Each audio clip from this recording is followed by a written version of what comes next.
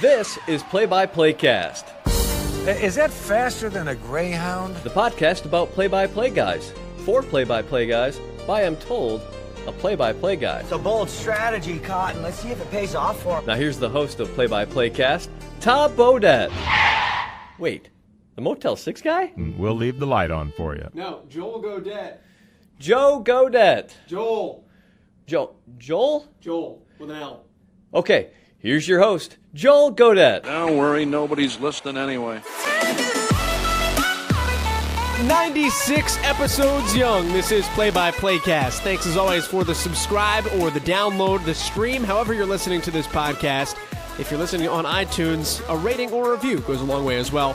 Throw a couple of stars our way and a little notation about what you like about the podcast, what keeps you coming back. It is the podcast about play-by-play broadcasters for play-by-play broadcasters, hosted by a play-by-play broadcaster. It's a professional development podcast diving into the tips, tricks, experience, stories, process, preparations of some of the biggest and best play-by-play announcers in the business. Today, that is Tim Roye, the radio voice of the Golden State Warriors since 1995. And we'll get into Tim here in just a second. But before we do that, I just want to make a note of the unbelievable tragedy that happened this past week with the Humboldt Broncos junior hockey team. And when I first saw the news about it, and if you hadn't seen it yet this past week, Humboldt Broncos junior hockey team on the bus traveling overnight from a game, and they never reached their destination. There was a collision that wound up killing 16 members aboard and injuring 13 others. And when I first saw that story, the first thing that I thought about was, that's awful. But I kind of glanced through it. I was scrolling through, I think, Twitter when I saw the news stories, and you read about it, and it didn't hit home. I just saw it as a very sad, unfortunate, terrible news story.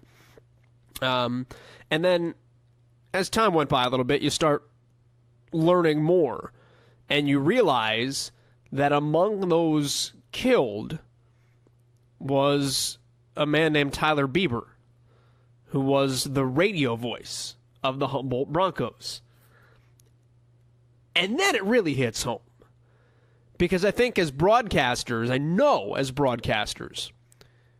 we've all been in that situation where we're on the bus, traveling from one game to the next, and it's nothing. It's just part of what you do. You don't think about it. You just finish at the ballpark or the arena or the rink. You pack up the stuff, you throw it under the bus, you get on, and you kick back. You watch the movie. You do some prep. You listen back to the game. This past Sunday, it was me watching WrestleMania on the way home from Ypsilanti. And you never think about the fact that you're not going to get wherever you're going. It's just an assumption. You're going to. And a lot of times we do it overnight. I mean, I remember minor league baseball. We would get on the bus in Wilmington, Delaware, and we'd have to drive to Myrtle Beach, South Carolina. And that is a 9-hour drive. So you roll in at 8 a.m. And the bus drivers that I've had in my career as a broadcaster have all been awesome. But you think about it, that's a tough job. 9 hours overnight behind the wheel where you're not in charge. And that's it's one of those things, it's one of those times where as people, I guess we do it when we fly on planes and and ride on trains and whatnot. We're not driving. We give up that control to an outside element.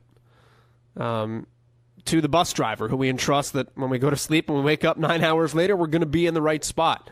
And just put our faith in the fact that nothing else is going to happen on the road, that we're not going to get hit.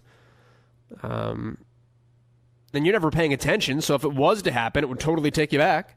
Like, who rides on the bus and looks out the window and pays attention to traffic? I mean, I guess sometimes you do. But it's not to, like, see if somebody's barreling through an intersection and is going to hit you because they didn't stop.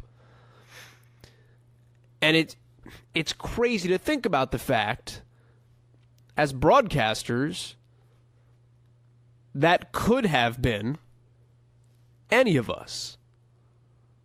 And I even think back, I remember a couple of years ago, Sean Godfrey was his name. He was a Ball State baseball player who went on to play in the Atlanta Braves system. And he was on, I think it was the Carolina Mudcats. Was it the Mudcats? Wouldn't have been the Mudcats. Were they ever a Braves? No, they weren't. I don't even remember, but he was on that team where the bus tipped over overnight. And he was fine. It's one of those parts of our job that we just don't think about. And it's crazy because you never know what can happen, and it just hits home. So I wanted to take a second to recall the memory of Tyler Bieber, who was one of our colleagues in this industry, an up-and-comer in hockey, who obviously had aspirations of broadcasting beyond that level, but who won't get the opportunity to do that going forward. So a terrible tragedy for everybody involved, and certainly hits home with all of us as broadcasters who are on those buses all the time, and you just never quite think about it that way.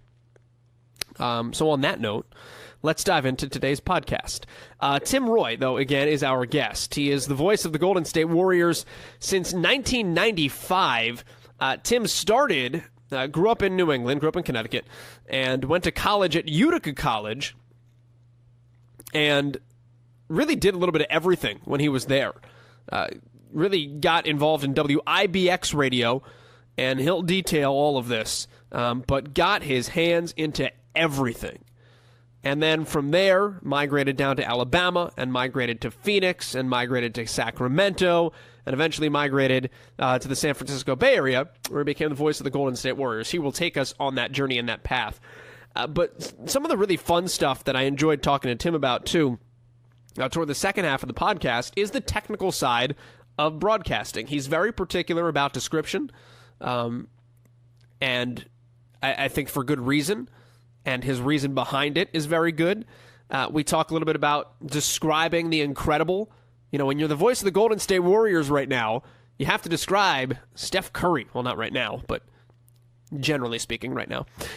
Steph Curry and Kevin Durant and Klay Thompson and all of these just amazing basketball players that have done amazing things as a team. How do you do that justice night in and night out on the radio? How do you make that sound different than anything else? That was an intriguing part of our conversation. And we talked about the down years with the Golden State Warriors as well, because there were plenty of them for Tim Roye, and how he got through all of those while still making it an interesting, informative, entertaining broadcast. We did this interview last week when the Warriors were in town. They took on the Indiana Pacers toward the end of the regular season. So we sat down at the team hotel for about an hour, and what was cool, and you'll hear this, where the Warriors came in from, I believe, a morning shoot-around, and like Draymond Green walks right by the podcast, and you can hear, I think you can hear in the background, kids like yelling for autographs.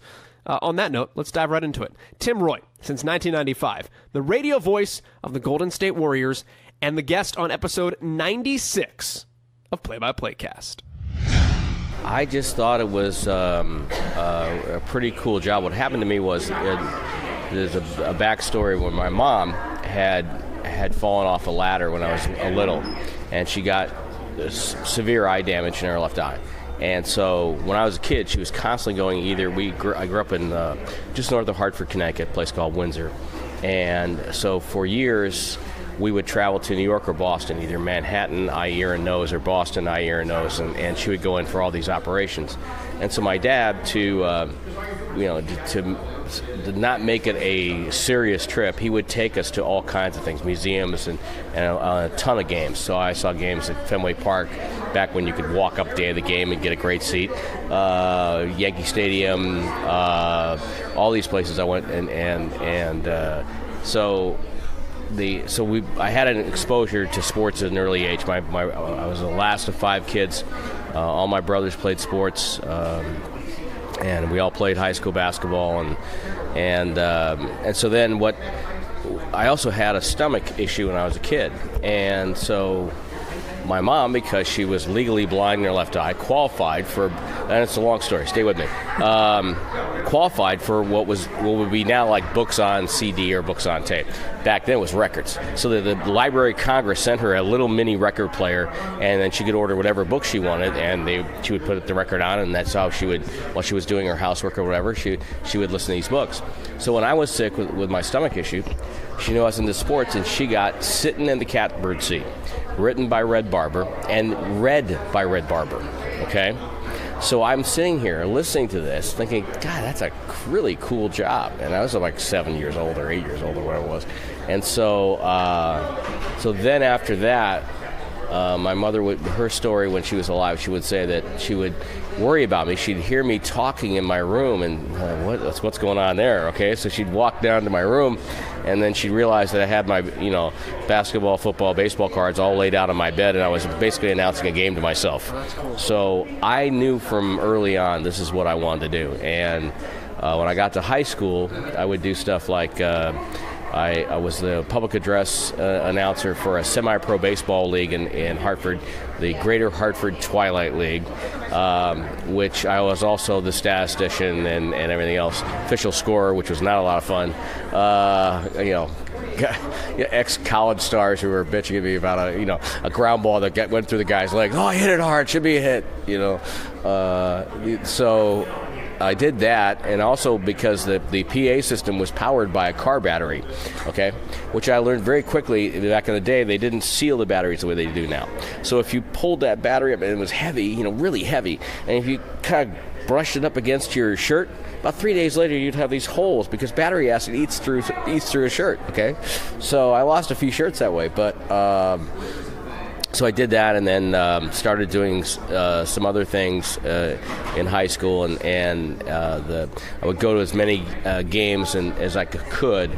I remember going to a Celtic Cleveland Cavalier game. I believe it was at the Hartford Civic Center, and I snuck down behind Joe Tate and Johnny Most to see what they did and how they laid out everything. Johnny was bare bones. There was a score sheet, and basically that was it. Joe had some notes and everything laid out. And it was a little unsettling to follow Johnny at halftime and realize he was chain smoking under the stands at halftime.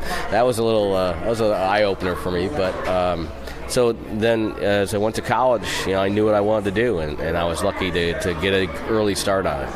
I know you went to Utica College, and we talked about it a little bit before we started rolling tape here.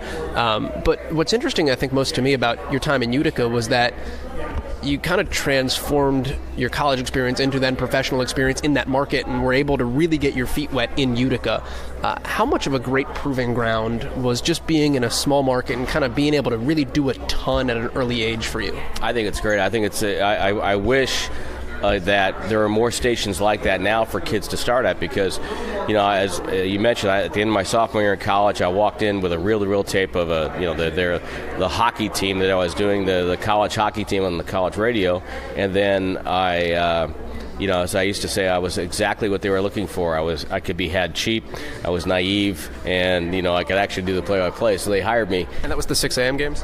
Yeah, the 6 a.m. games were the ones I did out for the college radio station. I would get at 6 a.m. on Sunday morning. I was that guy, because that's the only time they could get ice time. Ice time is precious, and you're just adding to the checklist of why you were great for this. Yeah. So and it was literally these Division III hockey teams were the coldest rink in America. We literally would do games with parkas over our headsets, and then our in-between period show would be to throw it back to the studio, run into the pool next door, get warm, come back out into the next period. And so I did that for a couple of years at the college radio station. So I walked into the WIBX, and they hired me almost on the spot to back up Eastern League hockey at the time, the Utica Mohawks. And then eventually that turned into doing some Continental Basketball Association games while I was still in college. And then so I was working while going to school, while running the campus station, while writing for the school paper, while being on committees and trying to graduate on time. It was a great experience. It was a wonderful experience because I had so many people that were looking out for me and so many people who realized the passion I had for it. So, I got a little more leeway than your average student per se. But it worked out, and I graduated, and I had a full-time job basically the next day. So it was a great experience, and I think all young broadcasters should go to a station like that. They don't exist anymore, unfortunately, too much. But because I started there, I did everything from I had to do tower readings on the stations at night. So I went and got an FCC broadcast endorsed engineer license so I could do that. And that was hard. That was maybe the hardest test I ever took in my life. We had to take this test in Syracuse. There were like 40 guys in this room. 2 of us passed.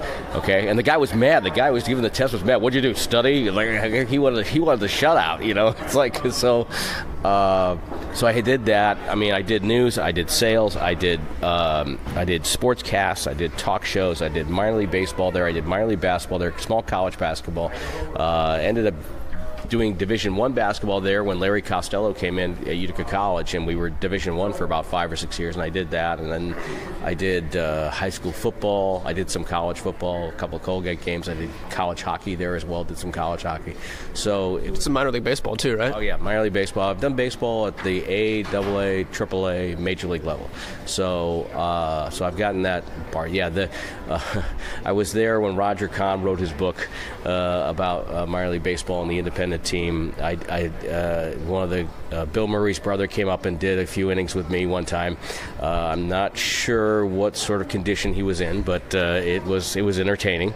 So it was a wonderful place to start. And I go back once in a while to the college, and they've done some great things with the college now. It's really cool.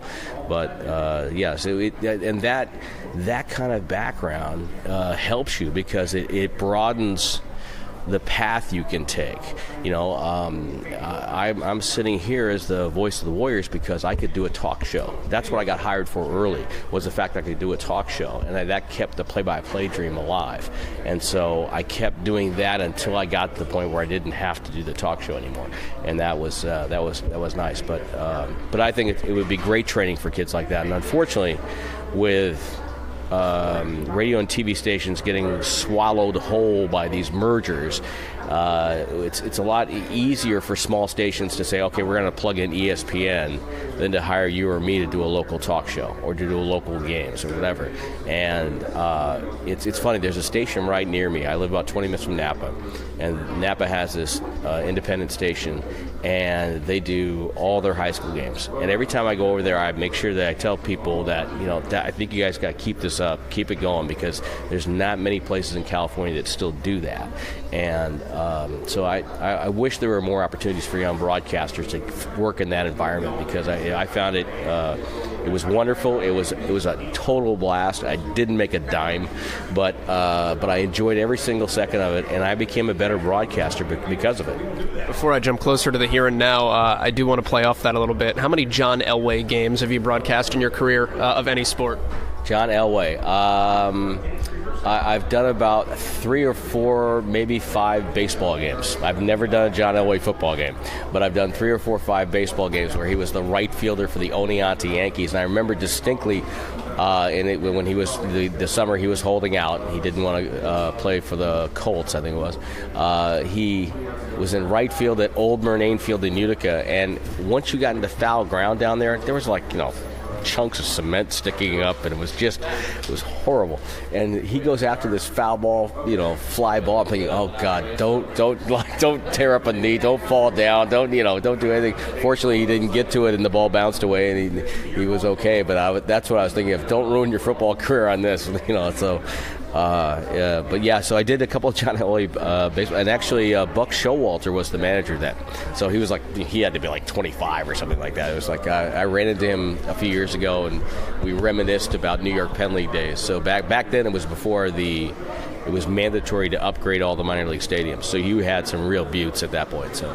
I was going to say, you can tell the difference in minor league baseball, and I think probably in media too, because if you have John Elway today holding out from an NFL team to play right field for the Utica Blue Sox, your job as media relations director is probably far more important than your job as broadcaster. Absolutely, because right now ESPN would have a crew there. There'd be it would be crazy. But we're witnessing it. It's Tim Tebow and Binghamton. Yeah, exactly. So I think that would be a totally different thing today. It's funny too, because now I think it's much harder to be a player in a lot of ways today in the major league level, because everything you do is documented. You can't go out say if you have family, you can't go to a restaurant with your family and have a great time, because somebody will film it and document it and put it up on social media. So back then, though, there was a lot more camaraderie, I think, between everybody, because you were all in it together. How does a young Tim Roye wind up cross country? We've had this conversation a bunch on the podcast, I feel like, recently, where people go into markets and different places that they don't necessarily have previous ties to, and what it's like, how you get there, and what it's like acclimating yourself. How did you start to make that trek out to the West Coast? Well, let's see. I graduated in college in 81, so I was in Utica roughly from 77 to about 85. So I was there for a while, college and then work. And I enjoyed the work. We got bought by a group of guys who were trying to build their own radio station empire. And they bought some stations down south. And so they hired me to go down to WVOK in Birmingham to take over the sports director's job there. And they hired a friend of mine, Bruce Howard, who was the voice of the Watertown Pirates. And he went down, and I think he went to Knoxville to do the baseball there and to work there. And so we went down, and so I get to WVOK. I've never been in the South before, other than to do games. So you don't sound like them. No, I don't sound like them. So I get to WVOK, and literally the first month I'm there, the station manager, I think his name was Gordon, pulled me in to his office, and it sits on Vulcan Mountain in Birmingham. And there's a cemetery down on the other side. And so he pulls me and he looks out. See what's down there? Well, yeah, what's down there? That's where the bear is buried. He goes, that's the first thing. He goes, I want you to know I'm glad you're here. He goes, but we like two things. He goes, I want you to cover two things really hard for me. I said, sure, whatever. He goes, football, he goes, and spring football. Those are the two sports I really want you to cover hard here. So, you immerse yourself in that. And I got to meet some characters. Ray Perkins, who is not very social. Bill Curry, who I think is one of the most decent men I've ever met in my life. Just a great guy. And so I did that. I was the number 2 guy at home for the Birmingham Barons. So I got to do, and I didn't realize at the time, I kind of did, but now it means a lot more to me. I did games at Old Rickwood Field. Okay, which is an old wooden baseball stadium, for those who don't know. Once a year nowadays. Yeah, and so it was where Willie Mays played, and the Birmingham Black Barons, and a lot of history there. Literally, to get to the press box, you had to walk up this ladder stairway through the roof, and they just pounded a couple of boxes on the roof. That's where your press box. So I did some games there. I was the number 2 guy at UAB. So I did, but basically I ended up doing 10 or 12 games a year, because when we went to TV, Gary Sanders would go over to do TV, and I would do the radio, and that was great. And to save this for later, doing UAB basketball helped get me to the NBA. I'll say that for a moment. So did that. I enjoyed working down there. The people are very friendly. It was different. The Gulf beaches are the most underrated beaches in the world. I was so naive that when the sales guy kept coming into the middle of the newsroom, and he goes, I think I'm going to L.A. this week. I'm like, man, that guy got to make great coin to go out to Los Angeles every weekend. And then I figured out he meant Lower Alabama. So that's how naive I was.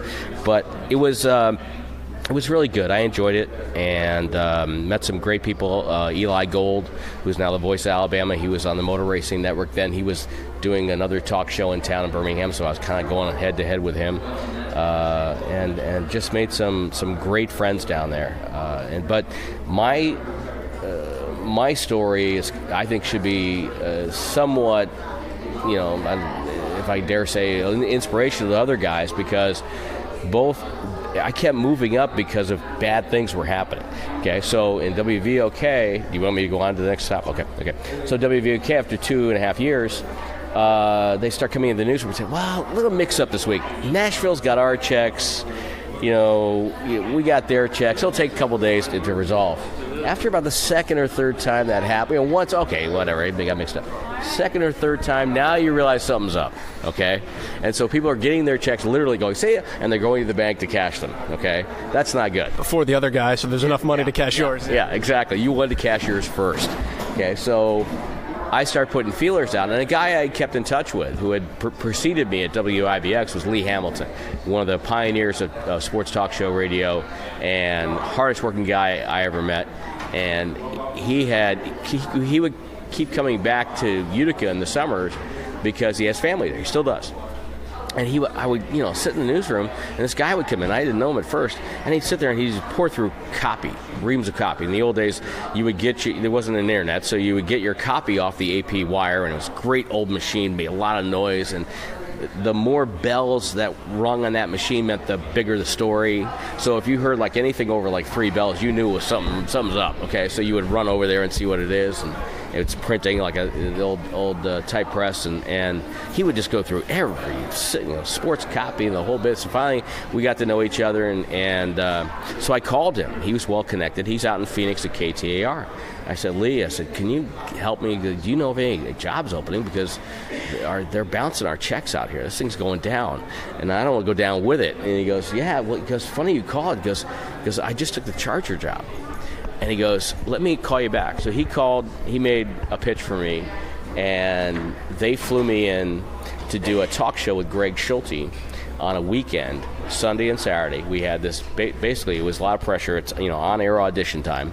And they liked it. And so I put in my notice at VOK and went out to Phoenix and got there for about 3 years. And it was, again, another great opportunity because we had Arizona State, everything. We had the Cardinals were moving there, so we had where we got to get the Cardinals. And you got involved in all that too. Absolutely, yeah. I got to do Phoenix Firebird games in the summer as the number 2 behind Kent Durdevanis. So I did like 50 baseball games every summer, which was perfect. And we had the Suns. So, and I was doing a talk show 6 to 10 Monday through Friday. And it was always, moving around because of the games and stuff like that. But didn't do well in the dating scene at first because you say, yeah, I can see you Sunday after the Cardinal postgame show. That would be my night out. Would be Sunday night. So that was something to get used to. But it was great. I was doing everything. I was working in the Pac-10 at the time. I got to do some Pac-10 baseball, which is really cool. Basically was sometimes the analyst on ASU basketball, pre-half and post for Cardinals, pre-half and post ASU football, helping out with Suns broadcast from time to time and covering them all the time. And so, that was a great experience for me. At what point in your development, before you got the Kings job, did you say to yourself, I'm ready, like I'm prepared to call an NBA game? I feel like I can do it. And what in you said, I know I can make that jump? I don't know if I ever, at that point I was trying to, I was enjoying Phoenix. I loved it, and the work was great, but I knew I wanted to do play-by-play. So I was kind of keeping my ears open, and but I had no plans about the NBA. But again, bad things can happen, and so I went on vacation, and my contract was up. I went on vacation in July. My contract was up end of August. The general manager who hired me had left. New general manager comes in, And he wanted something with bells and whistles and guys juggling on the air, that kind of stuff. He wanted a different type of sports talk show. Greg and I were old school. Okay, let's bring in. It was a great show, I thought. We had tremendous guests, and we always had something going on. But so this is before cell phones. Okay, this is late '80s, or maybe 89. Yeah, it was '89 actually. And so. But I did have an answering machine, which was really cool at the time, because you could call it long distance and then program it so you could listen to your messages. So I go on vacation, oddly, of all places, Northern California, because I didn't want to go anywhere too far away. I went to San Francisco. I have a brother up in Chico, went and saw him, played some golf, and just had a great time. And right about 3 days left in the vacation, I call the answering machine. And Bob Christopher, the program director at KTR, is on there. And he goes, "Hey, I need you to call me right away. Something's happened. I need you to call me right away." And I'm thinking, man, something big's happened. Somebody's in trouble. And then I found out it was me. What happened was that the general manager had gotten a tape from a guy, and he's still there in the Phoenix market. Guy worked in Toledo, and he's now doing, I think, television in Phoenix. And he's a good guy. He did a nice show. But he was the kind of guy he was looking for. Hired him. Told the press about it, so everybody in Phoenix knows that I'm out except me. Okay, so they basically they're going to let my contract expire. They weren't going to rehire me. So I called Bob, and Bob gives me the rundown. And he was very apologetic. I had no idea this was happening. He goes, "Stay an extra week, extra 2 weeks, however long you want to stay. We'll pay the difference." And so I stayed an extra week and tried to figure out what the heck am I going to do. And I went back, and the general manager, this guy Jim Tazarak, to his credit, he got some bad press over it, and kind of realized, okay, I kind of didn't handle that well. So he calls me in his office. He goes, "Bring your resume." Okay, I'll bring my resume. So he has his staff there, and he hands the resume to his staff. Says, "Print this up, get it on great paper, get him some stationery and stuff." And he looked at me and says, "You do all your tapes in here. Just find a studio, work on your tape." He goes, "Do all your calls from here. Don't call from home. Call from here." He says, "And you get to the point where you're at an interview, you have them call me, and I'll tell them what's going down here. That's not anything about you. It's about something I wanted." And so he was really cool. And at that point, I got dragged back to upstate New York. A buddy of mine was doing the Empire State Games. What he did was, we did this for years in Utica. It was a lot of fun, winter and summer. They have like a mini Olympics for New York State athletes. So we would go and set up shop at these games, and all these little stations around New York State would pay us to do these updates for them. They're local athletes, interviews with their local athletes. So we did this, and I'm doing that in Ithaca. There's an Ithaca that year. And I'd heard there's an opening in Sacramento at KFBK. And, I wasn't sure. Sacramento, I had never been to Sacramento. I didn't really know much about it. I kind of just drove through it. But over a couple of beers, a couple of my old radio buddies from Utica convinced me. And so that night, we set up shop, and I did 2 Marantz cassette machines, going cassette to cassette via line-in plug, and made a tape. And one of the things I put on the tape, going back to WVOK, was part of a second half I did UAB against South Alabama. So I send that off to Sacramento. I go back to Phoenix and try and figure out what I'm going to do. And then the guy from Sacramento calls and says, when can you get here? I want to talk to you about this job. So I walk in, and I fly to Sacramento, I walk in, he points over this box, and it's just filled with tapes. He goes, "See all those tapes?" He goes, "I guess I had to listen to all those tapes." He goes, "Then I got your tape." He goes, "You're not leaving here until you sign a contract." So I signed a deal, and it had 10 games involving the NBA, and I did my first NBA game. I think it was Cleveland at Sacramento at Arco Arena, and 89-90 season. And the funny thing about getting that job was, they needed me to start right away because their guy had left and gone to LA. So I get there, and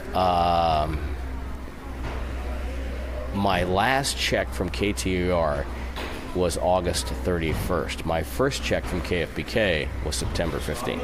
I didn't miss a pay period, it was just, how lucky is that? And all that happened, and I get to the NBA because I got fired. I might not have gone after the Sacramento job had I, because the Phoenix job was a great job, and so I get fired and I end up in the NBA. And then by the time I left Sacramento, I was doing 55 games a year and got the Warrior job in '95, and I've been there ever since.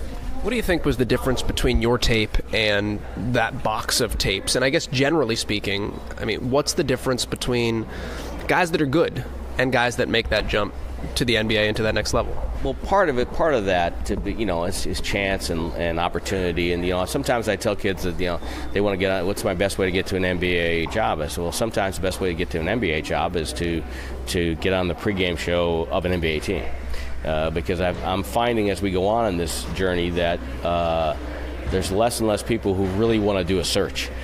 So what happens is, oh, well, he can do it. Let's let him do it. He's a good soldier. We'll move him up, which is great, and because you're the guy they know, you're the guy they trust, and so that's part of it. And so, but I think when it gets down to it, I think just being prepared and having a feel for the game. I was lucky because I grew up in for as far as basketball goes, a family of coaches. My brother Pat.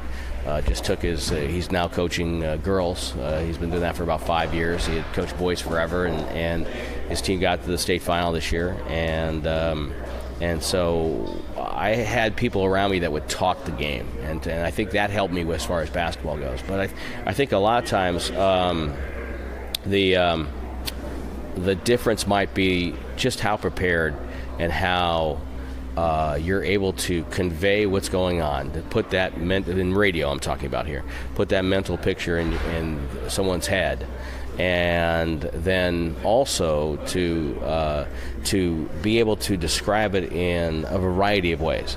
It's a high screen role, but how do you, it's a different high screen role if it's a 2-point game in the fourth quarter than it is in the first 5 minutes of the game. It's a different feel.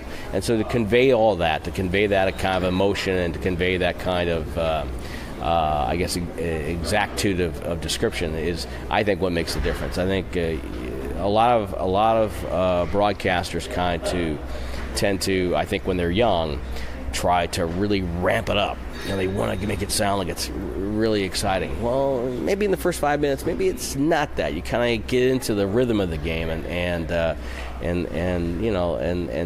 the other part about, I think, what separates good announcers from guys that aren't that good, and I think anybody who puts a headset on and does it, I mean, people don't realize how tough it is. People don't, especially when you're doing, say, a high school game. As I tell kids all the time, he said, you gotta make me want to stay to listen to that game, because I have no horse in that race. So you gotta make me want to stay. And how do you do that? Well,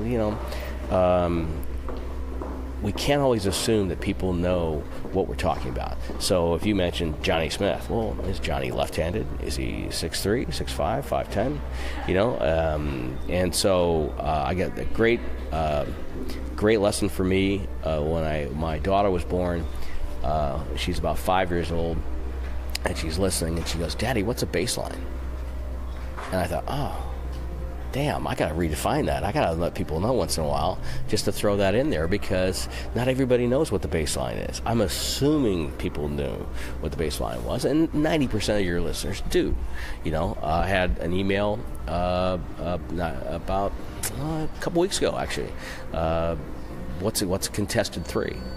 I said, contested three is when somebody's right up on you, and that's a contested three. So, oh, that makes sense. But how else did you define baseline? Well, but I don't think you can define it. I don't think you can name it differently, but you can define what it is. The baseline is that line that runs on the sideline to sideline, goes underneath the basket, and it's that line. So every now and then I remind myself to define things, like when I say he's at the hash mark. Well, the hash mark's that little black line that comes out right from the sideline, and so I think it's important for us every now and then to define terms and to try to get that person who doesn't really have a stake in this, to keep them listening. I think the best broadcasters are the guys that keep you hooked when it's a bad game. And there's a guy in the Bay Area, Hank Greenwald.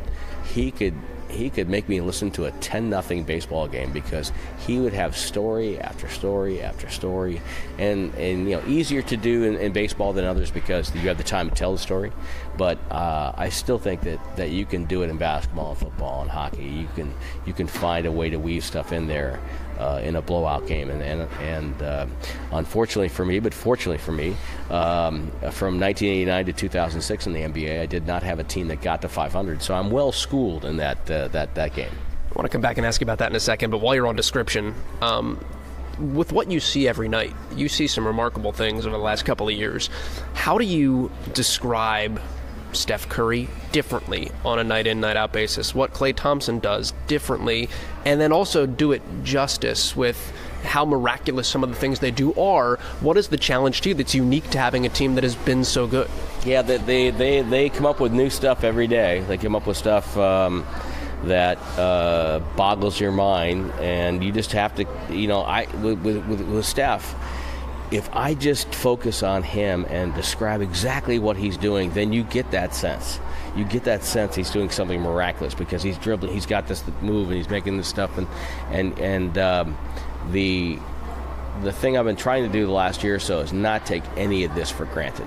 We're sitting in a hotel lobby here, and there's a couple of kids that are waiting for autographs. Usually outside, you can hear them yell in the background. There's crowds, of people that are just waiting for the Warriors to arrive. It's like covering a rock band.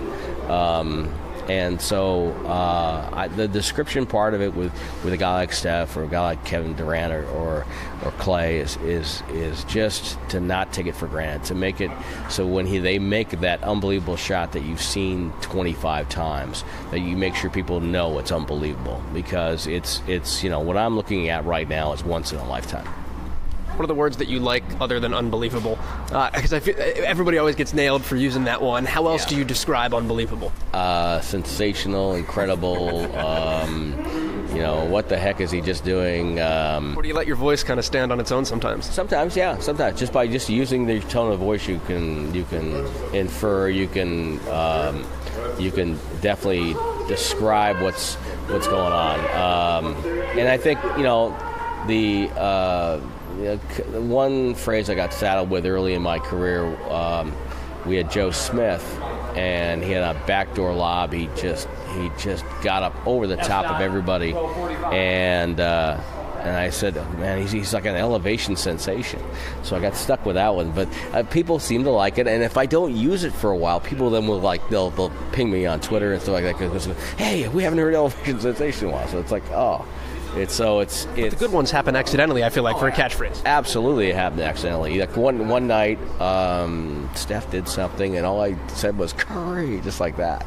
And so now people want me to do that one as well. And to me, that was just, he makes this move, and he put a guy in the spin cycle and then backed up and hit a three, and it was just ridiculous. And so to me, it was like he did it again, and that's why I said Curry, just like that, just to give that feeling that there he is again. He's doing it again, and so I think you gotta. I don't think you can plan for it. I think you can have ideas you want to use in a broadcast, but I don't think you can plan for it.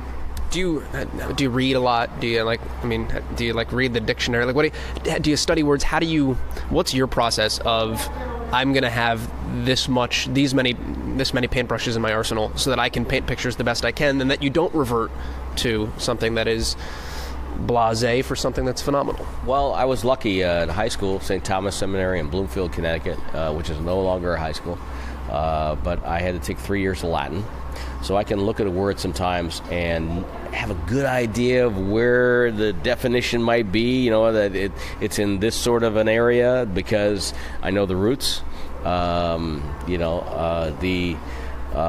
then I had to take literature in high school. And then, true story, Utica College, I'm walking down the hallway one day, probably my sophomore year, and this guy, Frank Bergman, who was my English teacher, a German guy, grabs me in the hallway, literally physically grabs me and says, come into my office. What did I do, Frank? I said, Frank, I'm not even taking you this semester. What's up?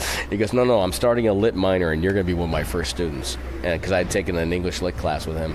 And he says, no, you can do the work. And so then the next year, I go to one of his night classes, and his speech was, if you miss one class, okay, that's fine. If you're sick or something. If you miss 2, don't bother coming back. So I'm looking at my hockey schedule, which I've just gotten now. Frank, I'm going to miss like 4 classes. Just do the work. And so I read a lot of literature, and I think that helps because you're exposed to different words and different phrases and different ways of doing things. And I think being well-read is even more important today than maybe it was when I was growing up, because I think today we're all slaves to the phone.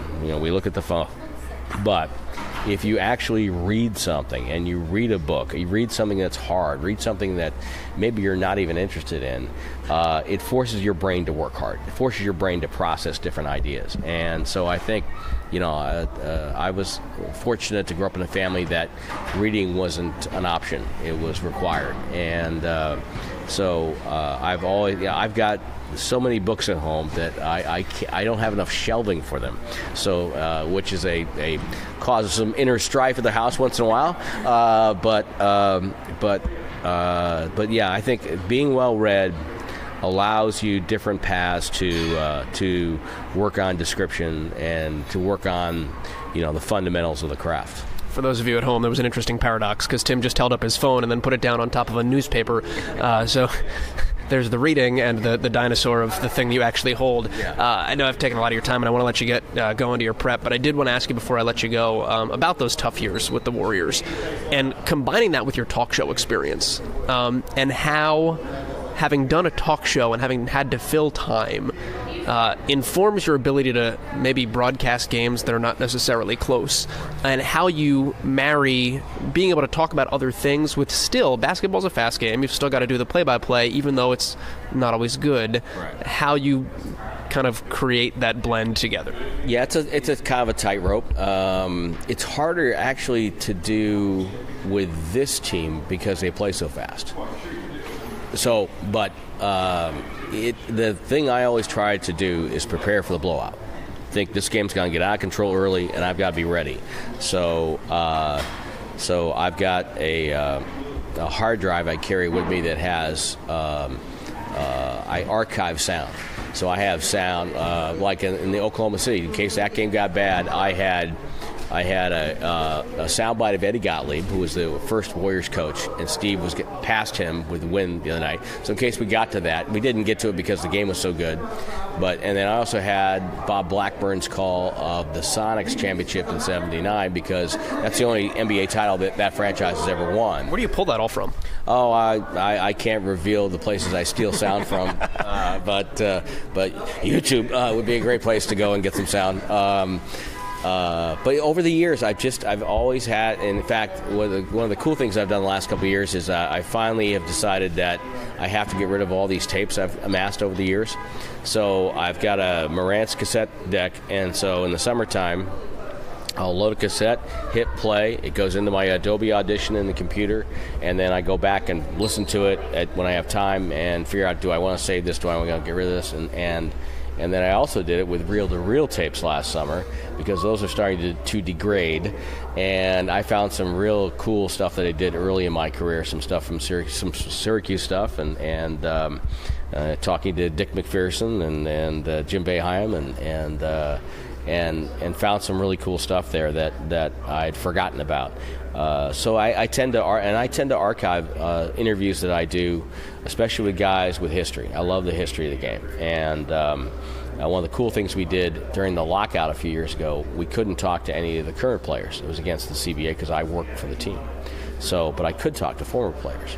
So for the website, I did a whole bunch of catching up with interviews with guys like Sleepy Floyd and Chris Mullin and Tim Hardaway and going back even further, Jeff Mullins and Rick Barry and people like that. I found some interviews I did when I first got the Warriors of guys who had played for the Philadelphia Warriors, Paul Arizin and people like that, which was really a lot of fun. And I tend to archive. So I save sound for things like that. But also you got to think about storylines and think about, Victor Oladipo and our guard Quinn Cook have a connection. So if the game gets bad tonight in Indiana, I've got a little story I can tell about them I've had in my back pocket waiting for the time to use that. So yeah, there's a lot of a lot of little things you can do, but I think if you prepare like it's going to be a blowout, and then if the say a difference between say baseball and basketball is that in baseball, especially doing TV, when I was fortunate enough to do TV with the A's for about 3 years, I have time for every story I can think of, okay? Because baseball is at that slow pace. And basketball, I come out of every broadcast thinking, man, I wish I could have gotten that story in. But you still don't have time. So you have to reconcile the fact that, okay, that's just the way it is in basketball. But I think that preparation, I think, separates guys. And we've all heard an announcer who, it's fourth quarter and the game's out of hand, and you can just tell they don't have a path. They don't have an outlet to go. So, like for young broadcasters, I tell them when you're doing high school stuff, call the other team. Call the other team. They'll be more than happy to talk to you most times. Every now and then you get the grumpy guy who doesn't want to talk to anybody. But call, say if you're playing a high school rival, whether call that coach, call his offense coordinator, find out what guys does he like, what guys are getting recruited, what guys are what's your best story from the last couple of years with your team, and get that little extra nugget. When I was doing Stanford football, I always made sure I talked to the coordinators. I always made sure I called the other team's SID to see if I could talk to one of their coaches or one of their players that week, so that I get a handle of where they are. So you can talk about them and have a base of knowledge that doesn't just come from game notes.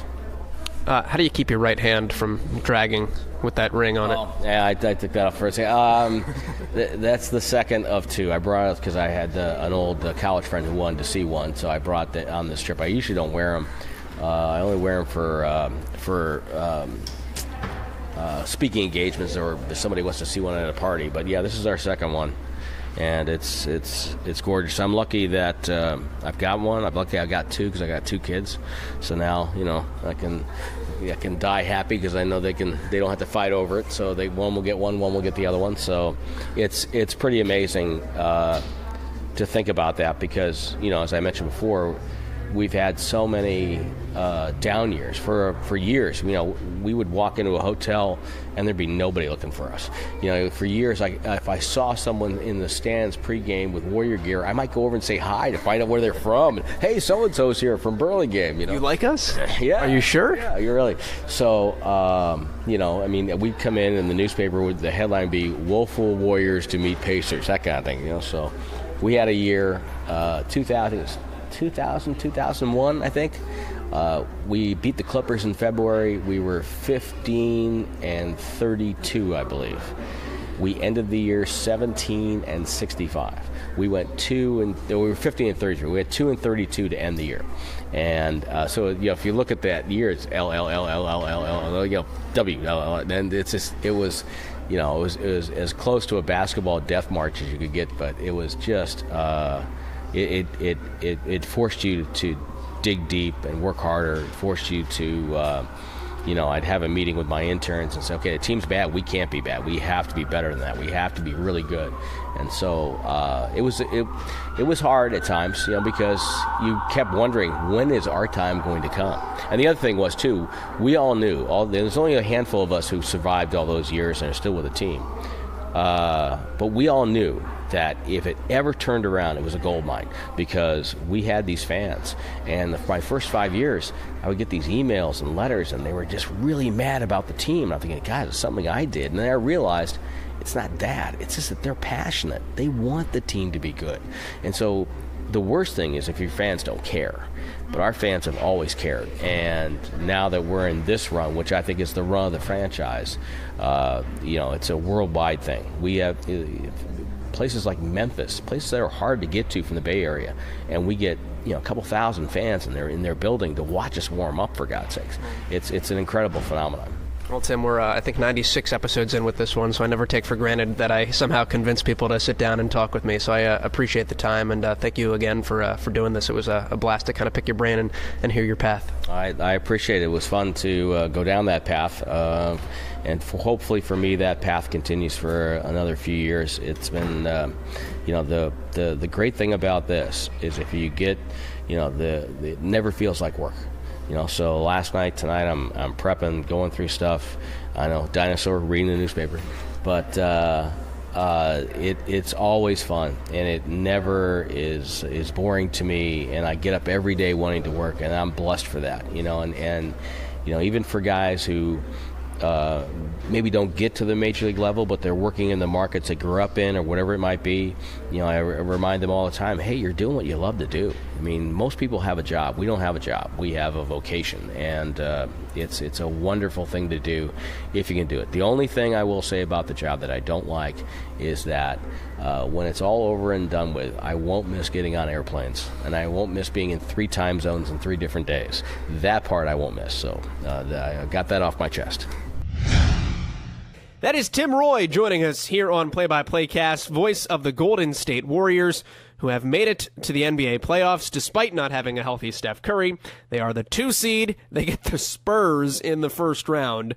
Winner gets the Pelicans and Blazers, Victor, and then go on from there. The NBA playoffs, though, officially underway. So if you want to catch Tim Roye's work, you still can do that across the Golden State Warriors radio network. If you'd like to catch Tim on Twitter, you can find him there as well. He is at WarriorsVOX, at WarriorsVOX, to catch Tim Roye on Twitter. And honestly, if you enjoyed this podcast, give him a shout on Twitter too. Just let him know you caught the pod, you enjoyed it, what you enjoyed from it. I think one of the coolest things for me is when you see that interaction between people that listen to the podcast.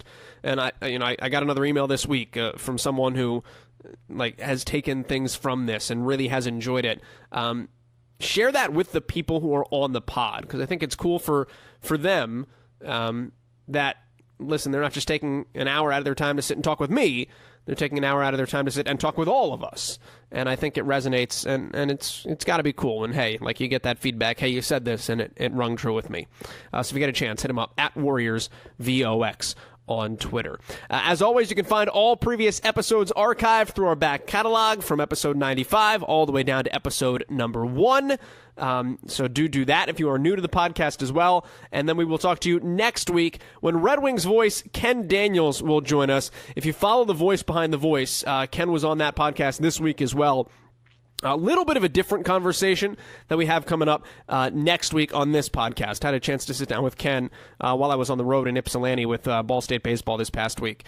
So I think a conversation you will enjoy coming up next week. And then there's a couple other intriguing guests in the hopper as we barrel toward our 100th episode. So keep yourself locked in. At PXPcast on Twitter. Thanks as always for the subscribe and the download. We'll talk to you next week. We are out. Hit it, Marshmallow. And that will do it from St. Louis, where the score is inconclusive.